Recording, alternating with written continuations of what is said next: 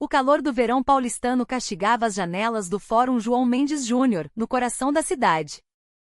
Dentro do gabinete de Helena Almeida, juíza desembargadora da Seção de Direito Criminal do Tribunal de Justiça de São Paulo, no entanto, um silêncio frio e solene reinava, imune à agitação lá fora.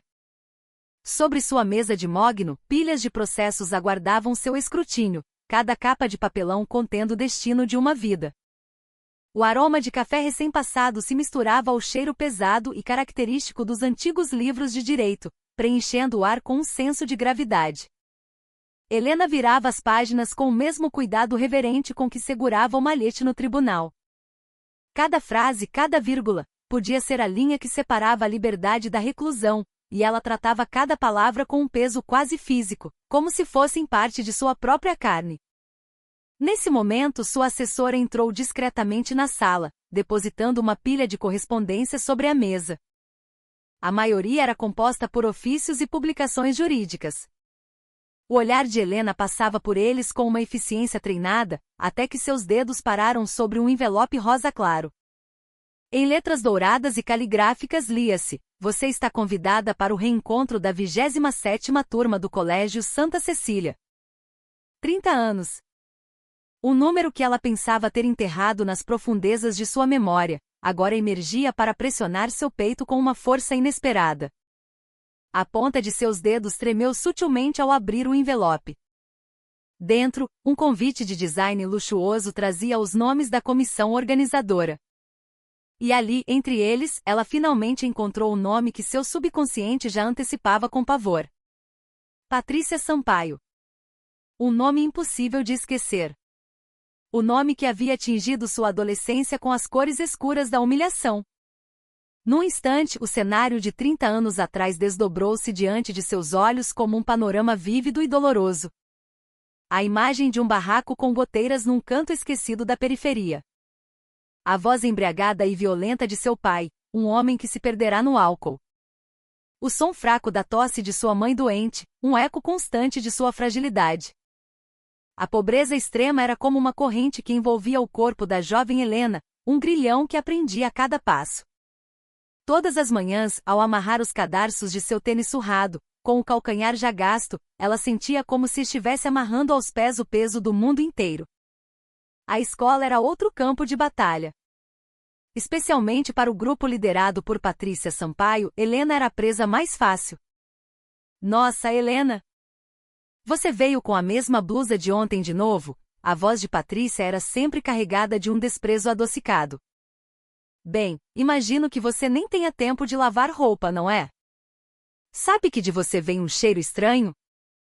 É cheiro de pobreza." O escárnio e a humilhação eram como lâminas afiadas que retalhavam a autoestima da jovem Helena. Nos dias em que não podia pagar pela merenda e passava o almoço em jejum, Patrícia fazia questão de exibir sua lancheira colorida e farta, rindo com suas amigas. Nesses momentos, Helena corria para o banheiro, onde enchia o estômago com água da torneira e engolia as lágrimas em silêncio. A pobreza não é um crime, ela repetia para si mesma centenas de vezes, mas o mundo parecia tratá-la como se ela tivesse cometido a mais grave das ofensas. "Doutora, há algum problema?" A voz de sua assessora, que se aproximara sem que ela percebesse, a trouxe de volta à realidade. Helena forçou um sorriso fraco, como se nada tivesse acontecido, e empurrou o convite para o fundo de uma gaveta. Mas o fantasma do passado, uma vez invocado, não a libertaria tão facilmente. Naquela noite, após deixar o fórum, Helena dirigiu sem rumo, acabando por parar no acostamento da Marginal Pinheiros. Observando as luzes cintilantes dos arranha-céus que se quebravam no rio escuro, ela se lembrou da jovem que fora 30 anos antes. Uma época em que a raiva era sua única arma. "Eu vou vencer. Vou escapar desta pobreza maldita. E vou olhar de cima para todos que me humilharam." Essa promessa solitária a sustentou até aquele dia. E finalmente ela havia alcançado o posto de desembargadora do Estado de São Paulo. Uma posição onde ninguém poderia ignorá-la, onde ela se tornará a personificação da justiça, em nome da lei. Então, por que um simples convite para um reencontro de colégio a abalava tanto? Ela não era mais a mesma Helena. Mas aquela carta rosa claro, presa na gaveta, era como uma caixa de Pandora, libertando todas as memórias dolorosas que ela havia se esforçado tanto para suprimir. Do outro lado da cidade, em seu apartamento de luxo no bairro dos Jardins, o skyline de São Paulo se estendia como um tapete de joias além das janelas panorâmicas. Seu marido Marcos, um renomado advogado, estava viajando a trabalho, deixando o apartamento em um silêncio incomum. Helena deitou-se na cama, sentindo o toque suave do pijama de seda contra a pele, mas o sono não vinha. Sobre a mesa de cabeceira, o convite do reencontro parecia brilhar no escuro, capturando seu olhar. Ao fechar os olhos, as memórias que tanto queria esquecer retornaram com uma clareza ainda maior. Era o dia da formatura. Enquanto todos celebravam um novo começo com risos e conversas animadas, Helena estava sozinha em um canto da sala, olhando pela janela. Não havia ninguém para quem ela pudesse passar seu uniforme usado, nenhum amigo com quem tirar uma foto. Foi quando Patrícia e seu grupo se aproximaram. E aí, Helena? Vai fazer faculdade? A voz de Patrícia era como mel misturado com veneno. Quer dizer, com as minhas notas, eu passo em qualquer uma, mas... Você tem dinheiro para matrícula? Helena não respondeu, apenas apertou os punhos com força. Não se preocupa. O governo ajuda gente como você, né? É graças a gente como meus pais que pagam impostos que você pode estudar. Devia agradecer. Agradecer. Aquela palavra perfurou o peito de Helena como uma adaga. Em meio às risadas de deboche, ela suprimiu com dificuldade o impulso de rasgar seu diploma em pedaços. Desde aquele dia, seus anos de colégio se tornaram uma mancha que ela desejava apagar. Ela se levantou e foi até seu escritório. As paredes, cobertas de livros de direito, eram um testemunho do caminho que percorrera. Durante os anos em que estudou para o concurso da magistratura, ela dormia apenas 4 horas por noite.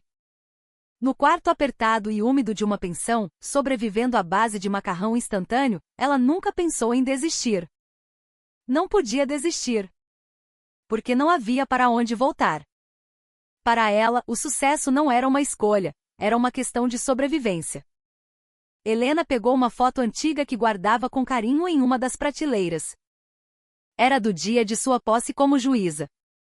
Na foto, ela usava o único bem que restara de sua falecida mãe, um anel de ouro simples.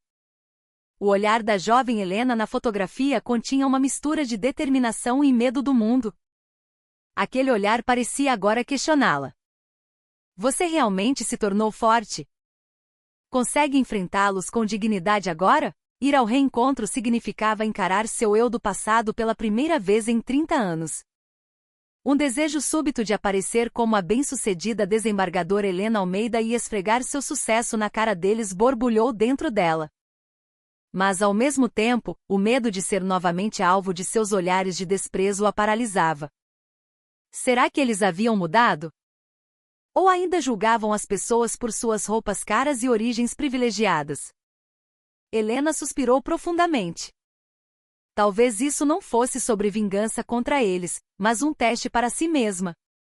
Uma forma de verificar se havia superado completamente as feridas do passado, se havia adquirido uma força interior genuína. Ela tomou uma decisão. Eu vou. Vou para ver o que 30 anos fizeram de mim. E o que fizeram deles. Numa manhã de sábado, Helena encontrou sua melhor amiga, Sofia, uma colega da faculdade de Direito que se tornará uma advogada de sucesso, em um café charmoso em Pinheiros. Sofia era a única pessoa que conhecia seu passado e suas cicatrizes. Então você decidiu mesmo ir, hein? Perguntou Sofia, sentada perto da janela ensolarada, mexendo a espuma de seu cappuccino. Helena sentiu em silêncio. Não tem medo? De se machucar de novo. Essa tal de Patrícia provavelmente não mudou nada. Diante da preocupação da amiga, Helena deu um sorriso amargo. Estou com medo. Passei a noite em claro. Mas estranhamente sinto que preciso ir. É como uma tarefa que adiei por tempo demais. Helena desabafou, contando sobre o conflito interno dos últimos dias, o desejo infantil de exibir seu sucesso e o medo de ser ferida novamente. E como, no fundo de tudo isso, havia uma vontade de abraçar e consolar a si mesma, a garota do passado. Depois de ouvir tudo, Sofia pensou por um momento e segurou a mão de Helena com carinho. Helena, isso não é vingança. É como a última peça do quebra-cabeça para completar quem você é. Você já é uma pessoa incrível e forte, mas dentro de você, a menina de 18 anos ferida ainda está chorando. E a única pessoa que pode segurar a mão dela e dizer, está tudo bem, nós conseguimos, é você mesma. Sofia continuou, não estou dizendo para você chegar lá e distribuir seus cartões de visita. Apenas seja você mesma. Exista como você é hoje. Com uma confiança quieta, mas inabalável. Deixe que sua própria presença seja a mensagem. Mostre a eles, através da sua vida, que a pobreza não é uma vergonha, e a riqueza não é uma grande virtude. O conselho sincero da amiga começou a dissipar a névoa que pairava em sua mente. Era verdade. Isso não era uma luta. Era um processo de afirmação. Não para esmagar os outros, mas para se firmar plenamente. Obrigada, Sofia. Ouvir isso me deu coragem. Sofia sorriu abertamente. Mas com uma condição. Depois do reencontro, você vai me ligar primeiro e contar todos os detalhes. Vou estar esperando com a pipoca na mão. As duas riram juntas. Um calor reconfortante se espalhou pelo coração pesado de Helena. Ela não estava mais sozinha. Tinha uma amiga que entendia sua dor e apoiava sua coragem. E isso, por si só, já era metade da vitória. À medida que a data do reencontro se aproximava, a mente de Helena voltava a se agitar. Que roupa vestir? Se fosse muito extravagante, pareceria uma nova rica desesperada. Se fosse simples demais, poderia ser ignorada novamente. Após dias de indecisão, ela se lembrou das palavras de Sofia, confiança quieta, mas inabalável. No fim de semana, Helena foi a um shopping nos Jardins. Normalmente, ela não se importava muito com roupas, sob a toga, alguns ternos elegantes eram suficientes. Mas hoje era diferente. Não era uma simples compra. Era um ritual para escolher a armadura que usaria para enfrentar seu passado. Ela passou pelas vitrines de grifes internacionais e entrou em uma loja de uma estilista brasileira conhecida por seu design sofisticado e minimalista. Seus olhos foram atraídos por uma blusa de seda azul marinho e uma calça pantalona do mesmo tom. As peças não eram ostensivas, mas o tecido nobre e o corte impecável exalavam uma elegância discreta. Era como se a roupa transmitisse uma força e uma classe interiores, sem precisar de alarde. Ao se olhar no espelho, viu uma imagem de si mesma que era ao mesmo tempo desconhecida e gratificante. Não havia mais vestígios da adolescente encolhida pela pobreza. Em seu lugar, estava uma mulher inteligente e elegante, que havia construído sua própria vida com as próprias mãos. Ela complementou o visual com um colar e brinco simples com pequenos diamantes. Eram como um amuleto, assim como o anel de sua mãe que lhe dariam força. A vendedora elogiou sua escolha. Ficou perfeito em você, senhora. Parece que foi feito sob medida. Que elegância! Helena sorriu levemente e entregou o cartão. A conta de alguns milhares de reais não era mais um problema para ela. Mas ela não se concentrou no preço, e sim no significado simbólico daquelas roupas. Não era uma exibição de riqueza, mas uma expressão de respeito por si mesma. Um presente para a garota cheia de cicatrizes do passado e para a mulher que ela se tornará. De volta para casa, Helena pendurou as roupas cuidadosamente no armário. Apenas olhar para elas a fazia se sentir mais calma e forte. A armadura estava pronta.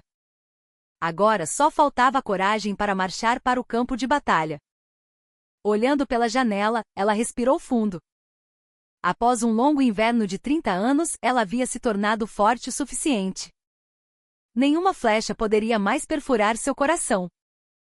No dia do reencontro em frente a um luxuoso hotel na Avenida Paulista, Helena chegou um pouco mais cedo e ficou no carro, tentando acalmar a mente. Seu coração batia um pouco mais rápido que o normal. Era um tipo de nervosismo diferente daquele que sentia ao entrar em um tribunal. Calma, Helena. você não tem mais 18 anos. Repetindo esse mantra para si mesma, ela desceu do carro e entrou no lobby do hotel. Na entrada do salão de festas, um banner elegante anunciava: reencontro da 27ª turma do Colégio Santa Cecília. Depois de pegar seu crachá na recepção, ela hesitou por um instante antes de entrar. Por um momento, sentiu como se tivesse viajado 30 anos no tempo e entrado novamente em uma sala de aula do colégio. O zumbido das conversas, as gargalhadas agudas explodindo aqui e ali, e os olhares sutis que se mediam mutuamente, tudo era estranhamente familiar. Nossa, você não é a Helena? Helena Almeida? Alguém a reconheceu. Era um rosto vago, de alguém com quem ela trocara algumas palavras na época da escola. É você mesma. Uau, nem te reconheci. Você está linda.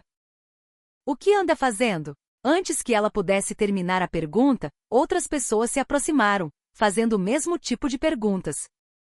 Você casou? Tem filhos? Onde mora? Helena sorriu sem graça e deu respostas curtas. Ela não quis revelar sua profissão logo de cara. Disse apenas que trabalhava em uma empresa. Imediatamente, o interesse dele se dissipou. O salão já estava dividido em grupos e hierarquias invisíveis. As conversas eram dominadas por aqueles que moravam em bairros nobres, cujos maridos eram médicos ou advogados, ou cujos filhos estudavam em universidades de prestígio. Suas conversas giravam em torno de bens, status social e conquistas dos filhos. Parecia uma extensão daquela época, quando competiam para ver quem usava as roupas mais bonitas ou morava na melhor casa. Helena, sem pertencer a nenhum grupo, ficou sozinha com uma taça de espumante na mão, observando a cena. A sensação familiar de deslocamento começou a ressurgir. Sentada a uma mesa, Helena olhou ao redor. Os rostos haviam mudado, mas nas vozes, nos trejeitos e nas risadas, as garotas de 30 anos atrás ainda podiam ser vistas. Algumas carregavam no rosto as marcas de uma vida difícil, enquanto outras, com a ajuda de procedimentos estéticos caros, tentavam segurar o tempo. Olha, aquela não é a Flávia. Era péssima aluna, mas casou bem e agora vive como dondoca. Viu a mãe do Ricardo? O filho passou em medicina e ela está se achando. Os sussurros flutuavam no ar como espinhos. 30 anos haviam se passado, mas o hábito de julgar a vida alheia não mudará em nada. Helena sentiu fortemente que não pertencia àquele lugar. Um arrependimento por ter vindo começou a se instalar. Foi quando alguém tocou seu ombro. Era a antiga representante de classe, Cláudia. Ela não era tão chamativa quanto as outras, mas tinha uma aparência arrumada e serena. Helena, é você, né? Obrigada por ter vindo. Eu mesma hesitei muito em vir. Cláudia parecia genuinamente feliz em vê-la. Lembra? Uma vez, na aula de literatura, eu recitei um poema e todo mundo estava dormindo. Só você se emocionou e me escreveu um bilhete. Era uma memória que Helena havia esquecido completamente. As palavras de Cláudia trouxeram um pequeno calor ao seu coração. Nem todos a desprezavam. Havia existido, sim, uma voz que reconhecera seu valor. Lembro. Fiquei muito grata naquele dia. As duas conversaram por um tempo sobre memórias triviais da escola. Cláudia era dona de casa e seu rosto refletia uma paz de quem estava satisfeita com a vida. A breve conversa foi um pequeno consolo para Helena. Mas essa paz não durou muito. A porta do salão se abriu e uma figura que atraiu todos os olhares fez sua entrada. Com um barulho considerável, Patrícia Sampaio entrou. Coberta de grifes da cabeça aos pés, ela caminhou pelo salão com a postura de uma modelo em uma passarela. Ao seu redor, as mesmas seguidoras da época da escola se aglomeraram como abelhas. Patrícia, você não mudou nada. Continua linda. Nossa, essa bolsa é da coleção nova, né? A sua cara. Patrícia, como se estivesse acostumada, acenou para a multidão, agindo como uma rainha. Sua voz era tão estridente quanto antes e dominava o ambiente. Helena se encolheu instintivamente. Mesmo depois de 30 anos, a presença de Patrícia ainda era intimidadora. Patrícia percorreu as mesas com o olhar, identificando cada rosto. Então ela viu, sentada em uma mesa no canto. Um sorriso malicioso se formou em seus lábios. Como um predador que avista sua presa, ela caminhou sem hesitação na direção de Helena. O som de seus saltos altos parecia martelar o coração de Helena. Ela queria fugir, mas era tarde demais. Não havia para onde correr. Meu Deus, quem eu estou vendo? Não é a Helena? Patrícia fingiu surpresa com um gesto exagerado, parando em frente a Helena. Seu olhar a percorreu de cima a baixo, como se estivesse avaliando seu preço. Nossa, que mudança! Você até que se ajeitou, hein? Pelo menos parece gente agora. Parece gente. Aquelas palavras fizeram o coração de Helena gelar. Era o mesmo tom de desprezo de antigamente. Ela ouviu algumas risadinhas ao redor. Eram idênticas às risadas que ouvia nos corredores da escola 30 anos antes. Em vez de responder, Helena apenas olhou para Patrícia. Através da maquiagem pesada, ela podia ver as linhas de expressão ao redor dos olhos e um brilho de ganância em seu olhar. Essa pessoa não aprendeu nada em 30 anos, pensou. Obrigada. Vou encarar como um elogio. Você também continua a mesma, Helena respondeu, tentando manter a calma. Mas sentiu sua própria voz tremer um pouco.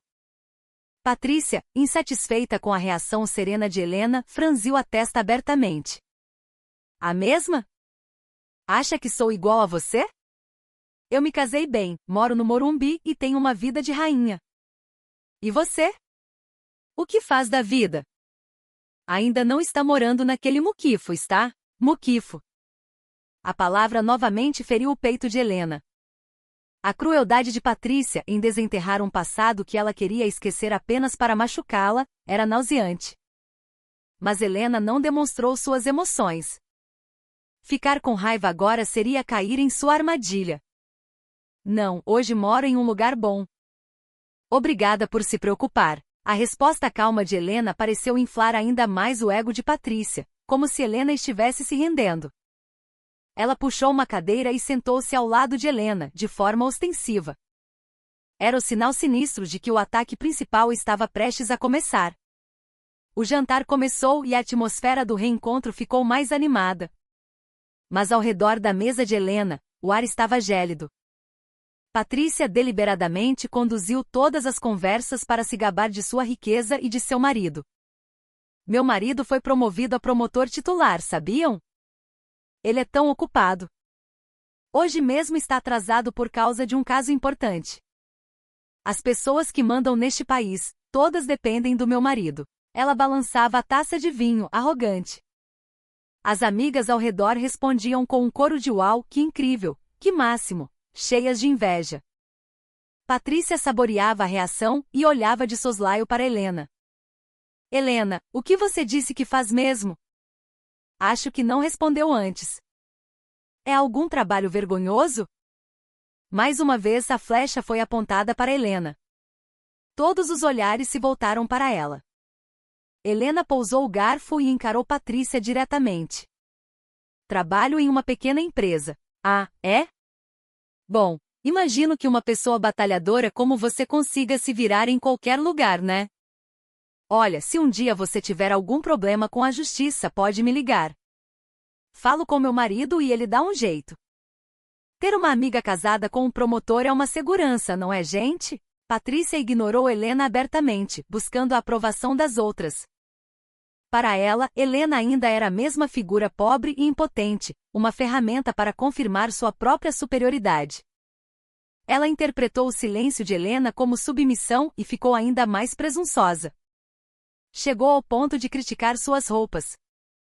Helena, de que marca é essa roupa? Não é de grife, né? Dá pra ver que você tentou se arrumar, mas tem alguma coisa estranha. Para ter classe, você precisa usar uma peça de luxo. Quer que eu te leve para fazer compras um dia? Faço isso por pena, coitadinha. As palavras humilhantes jorravam sem parar.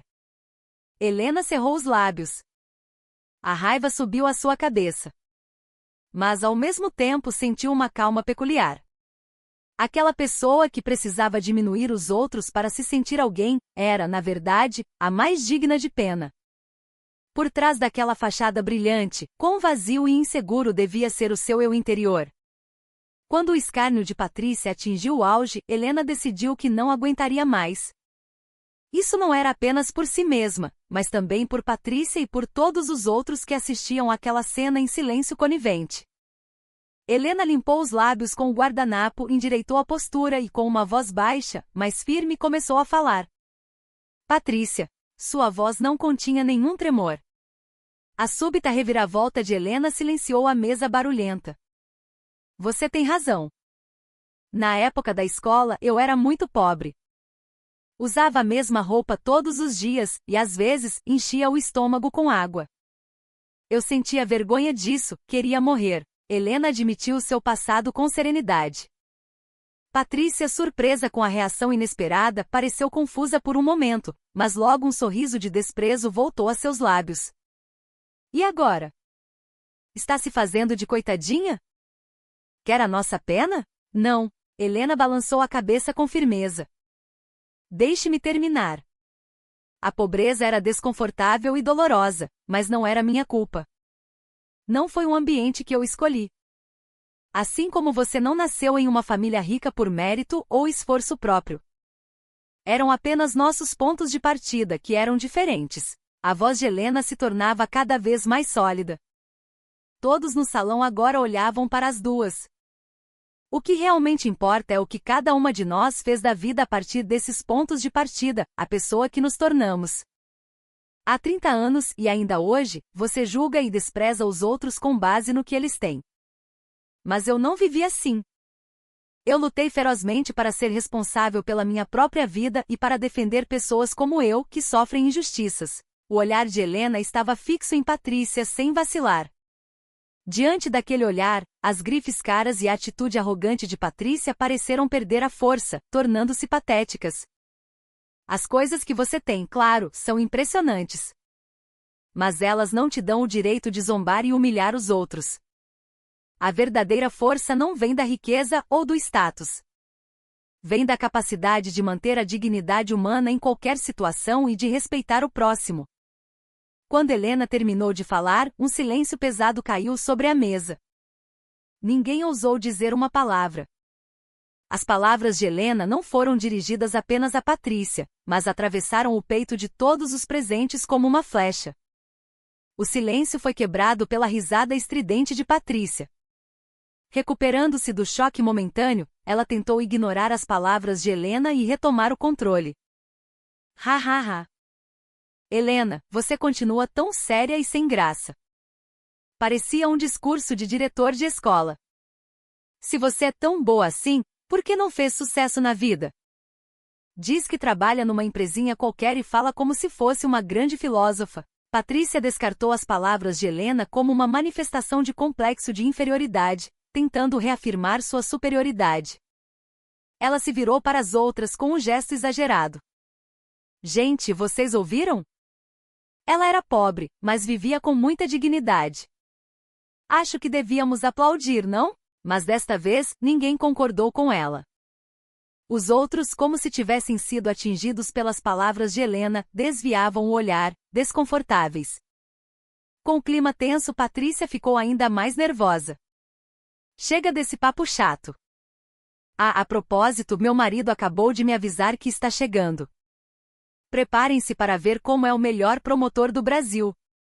É o tipo de pessoa com quem vocês jamais conseguiriam trocar uma palavra na vida. Ela mudou de assunto desesperadamente, usando o marido como um escudo para reafirmar sua autoridade. Como se essa fosse a única maneira de vencer. Helena observou a cena em silêncio. Seu último ato de desespero era patético. Quando a sobremesa estava sendo servida, a porta do salão se abriu mais uma vez. Um homem de meia-idade bem vestido entrou. Tinha um olhar penetrante e uma postura firme, deixando claro que não era uma pessoa comum. Patrícia levantou-se de um salto, sorrindo radiante. Amor, aqui! Todos os olhares se voltaram para ele. Era o promotor de justiça Ricardo Mendes, de quem Patrícia tanto se gabara. Ricardo acenou brevemente para a esposa e cumprimentou os amigos dela com um aceno de cabeça educado. Em seguida, seu olhar percorreu a mesa naturalmente. No momento em que seus olhos pousaram em Helena, sentada em silêncio na ponta da mesa, seu rosto congelou. O que passou pelo rosto do promotor Ricardo foi mais do que surpresa. Era uma mistura complexa de reverência e perplexidade. Ele passou por sua esposa, Patrícia, e caminhou diretamente até Helena sem hesitar. E no instante seguinte, algo que chocou a todos no salão aconteceu. Ricardo Mendes, um dos mais respeitados promotores do Ministério Público de São Paulo, curvou-se profundamente diante de Helena, numa reverência de quase 90 graus. Doutora Helena. Desembargadora. Boa noite. Eu jamais imaginei que a encontraria aqui. Sua voz não continha hesitação, apenas um respeito profundo e genuíno. Eu não fazia ideia de que a senhora era colega de turma da minha esposa. Perdoe-me por não tê-la reconhecido imediatamente. É uma imensa honra. Ricardo permaneceu curvado, esperando que Helena dissesse algo antes de se endireitar. Sua atitude extremamente formal e respeitosa mostrava claramente o quão elevada e importante ele considerava aquela pessoa. Um silêncio absoluto tomou conta do salão. Nem mesmo uma respiração podia ser ouvida. Todo o barulho de antes desaparecera como se nunca tivesse existido. Os presentes piscavam, incrédulos com a cena que se desenrolava diante deles. Seus olhares alternavam nervosamente entre o promotor curvado, Helena, que o observava com calma, e o rosto pálido e chocado de Patrícia. Doutora Helena. Desembargadora. Essas palavras atingiram a mente de todos como uma martelada. Aquela mulher que momentos antes dizia trabalhar numa pequena empresa, que fora humilhada por Patrícia por sua pobreza, era uma desembargadora do Tribunal de Justiça. O maior choque, claro, foi para Patrícia. Ela olhava do marido para Helena, boquiaberta, sem conseguir emitir som. Seu rosto, sem uma gota de sangue, parecia o de um fantasma. Todas as zombarias e insultos que ela proferira momentos antes retornavam como estilhaços afiados, cravando-se em seu próprio coração. A arma mais poderosa que ela possuía, seu marido promotor, havia se voltado contra ela, tornando-se a faca que a apunhalava. Por favor, levante-se, doutor Ricardo. Eu também estou surpresa, disse Helena, ajudando-o a se reerguer. Foi como se o tempo, antes congelado, voltasse a correr. E instantaneamente a atitude dos outros mudou em 180 graus. Aqueles que até então ignoravam Helena ou riam das zombarias de Patrícia, agora se aglomeravam ao seu redor como abelhas. Meu Deus, Helena! Você é desembargadora? Por que não disse nada? Doutora, que incrível! Ter uma pessoa como a senhora na nossa turma é um orgulho. Desembargadora, eu espero não ter cometido nenhuma gafe mais cedo, por não saber quem a senhora era. Suas vozes estavam carregadas de uma bajulação pegajosa e servil. A diferença entre como tratavam a Helena da pequena empresa e a desembargadora Helena era abissal. Helena olhou para seus rostos hipócritas em silêncio. Sentiu nojo, mas não demonstrou. Aquela era apenas a natureza humana em sua forma mais crua. Ricardo, sem perceber a tensão que existia entre sua esposa e as colegas, continuou a elogiar Helena. Amor, sua amiga não é uma juíza qualquer. A desembargadora Helena Almeida é uma das figuras mais respeitadas do nosso meio jurídico. É famosa por suas sentenças em favor dos mais fracos. Cada decisão dela é tão lógica e, ao mesmo tempo, tão cheia de uma compreensão profunda do ser humano, que nós, promotores, fazemos questão de ler suas sentenças para aprender. Os elogios do marido foram o golpe de misericórdia no rosto cinzento de Patrícia.